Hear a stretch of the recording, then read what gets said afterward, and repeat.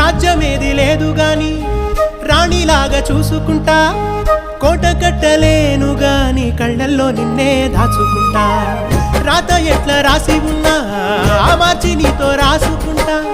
స్వర్గమంటూ ఉన్నదంటే అది నీతోనే ప్రతిరోజు పంచుకుంటా. నిన్ను గన్న మీ నాన్న కన్నా అల్లారు ముద్దుగా సాదుకుంటా. నీకు కోపం వస్తే కొంత దూరం ఉంటా, నువ్వు గీత గీస్తే నేను దాటనంటా. కంట నీరు కంటి రెప్ప దాటకుండా కాటుకై కావాలుంటా.